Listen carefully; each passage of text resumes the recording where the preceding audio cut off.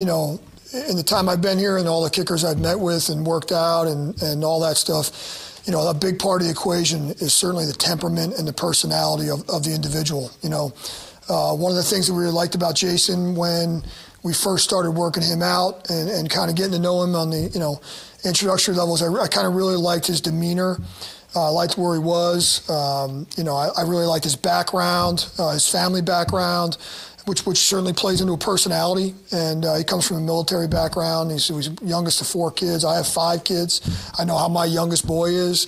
So a lot of those little things, and people may look at that and kind of, in a puzzling way, but for a kicker, you have to. It's a very, very unique situation. You're going out there in unique times. A lot of time, the game, like the other day, the game could be on the line, and you have to have a really, really good, level-headed demeanor. You can't really be a roller coaster guy in terms of personality. And so, I really think Jason Sanders was a really good fit from that standpoint. Again, I'm not talking anything about his talent or his kicking ability, but I really think he's got a really good approach to the game.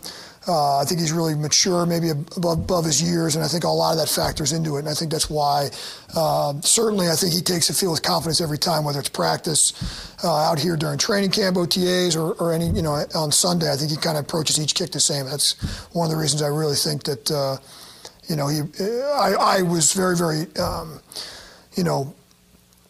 happy with him in terms of that from day one. Really, that was one of the things that really stuck out to me, and I was encouraged by right from the get-go.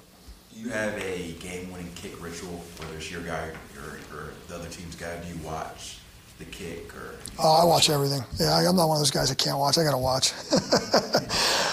No, I kind of treat, and my ritual really is more or less just treating everything the same. Whether it's they're kicking or we're kicking, and we got to make, we have a kind of a process we go through on every special teams play, if you will, and it's really no different there. Certainly, game situation kind of falls into that. Obviously, it was a unique situation because it was in overtime, and kind of we were planning for the next step. All right, hey, if he misses this is what we got, and those kind of things. And it was at the 2-minute warning, and so every kick is kind of an individual event, if you will, but I kind of treat it all the same. You had a unique opportunity of watching your former pupil have a chance to beat you guys. What were you thinking as the kick goes up on his end? Honestly, with where I am, with my role on the team, my thought process was, what are we going to do after he misses this? And kind of that's kind of where we were, and kind of the thought process there in terms of, all right, when he misses this, what are we doing next? And that's kind of where, certainly.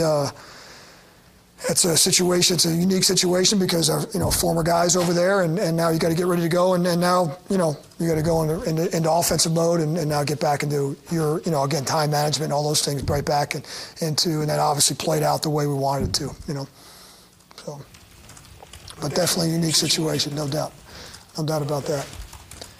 Where's Jason today? I believe he's doing a Facebook Live. If you want to pop in on it, I'm sure he'd be happy to.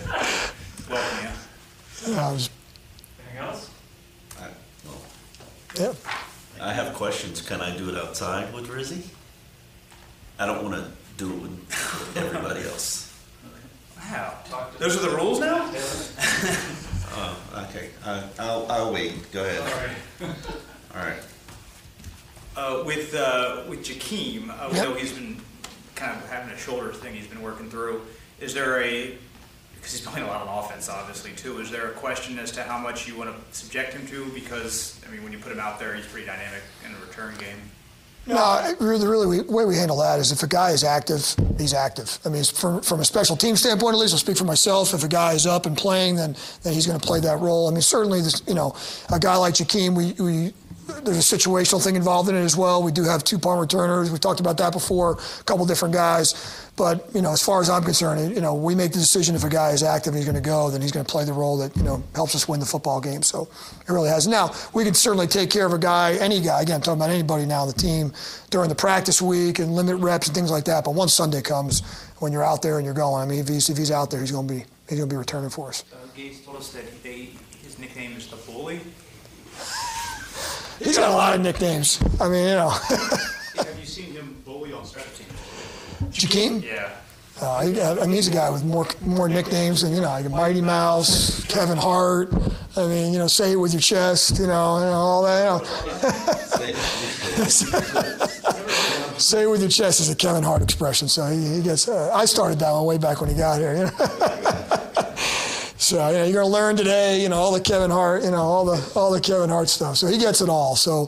But Jakeem is a guy that the bully thing's kind of funny because. He has for a small guy, he's got a huge presence, you know what I mean? And so that kind of carries with him to wherever he is, practice, games. And so that's kind of why I think they busted chops about that, sure. All right. Appreciate it, guys. Thanks, sir. Yeah.